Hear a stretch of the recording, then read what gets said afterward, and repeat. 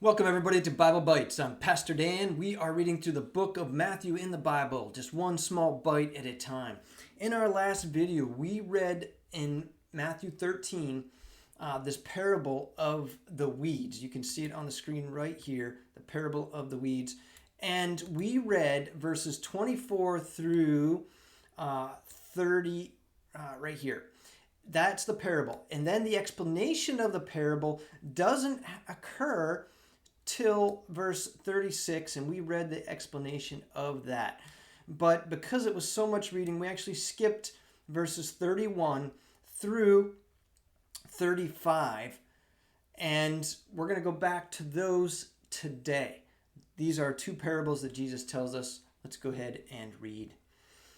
He told them another parable. The kingdom of heaven is like a mustard seed which a man took and planted in his field. Though it is the smallest of all seeds, yet when it grows, it is the largest of all garden plants. It becomes a tree so that the birds come and perch in its branches. Couple things. The kingdom of God, the parables that Jesus tells us are meant to help us understand the kingdom. That is God's reign, God's sovereignty, how that sovereignty functions, and how it grows, how the dominion of Christ is being established, and, well, not necessarily being established, but how that dominion is infiltrating, overcoming. And that's what these parables do. They are an explanation to us. So the mustard seed is in disproportion to the huge tree that it becomes. Jesus and his ministry Jesus and his ministry, his of course ministry and work, his obedience to death on the cross, the resurrection of Jesus, that's the seed.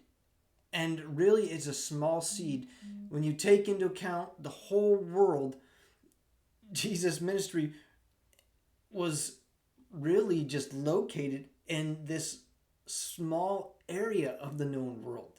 But then the disciples, through that ministry of Jesus, the disciples would continue that on. Today, the kingdom of God is preached in all the world, has become a mustard tree, and many find their place in the kingdom of God.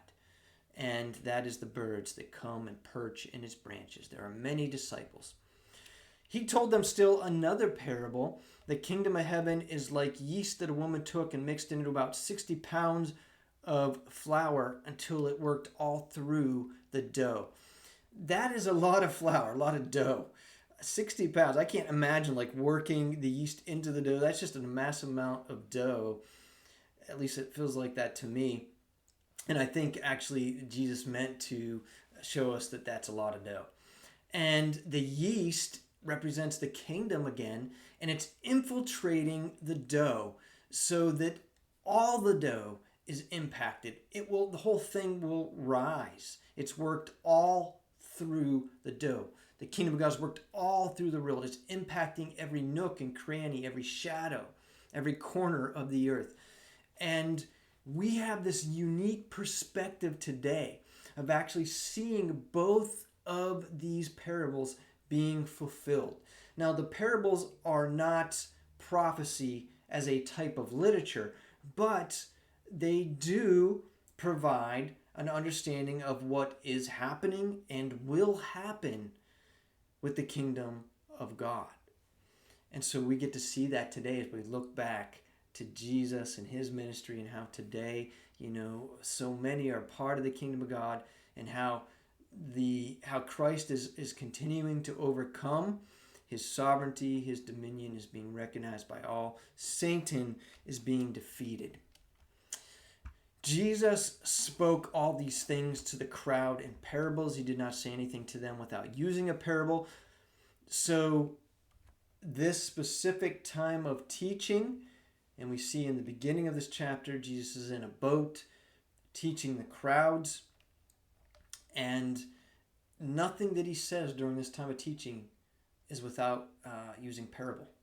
And there are other times probably where Jesus' time of teaching is spoken only through parables. Now we know that Jesus didn't, and all the things that's recorded, not everything Jesus said is a parable. So I would assume this is really referring to this time of teaching. And it says in 35, so was fulfilled what was spoken through the prophet. I will open my mouth in parables. I will utter things hidden since the creation of the world. You can find that prophecy in Psalm 78, I believe. And Matthew's pointing us to the fact that Jesus here is fulfilling this prophecy. And again, there's probably other points in time in which Jesus' teaching is spoken only in parables. And for those that have ears to hear, eyes to see, their hearts are enlightened, they will understand. They were going to get excited about the kingdom of God. Hey, we will catch you in our next video where we continue to read some of Jesus' parables. Be blessed until then.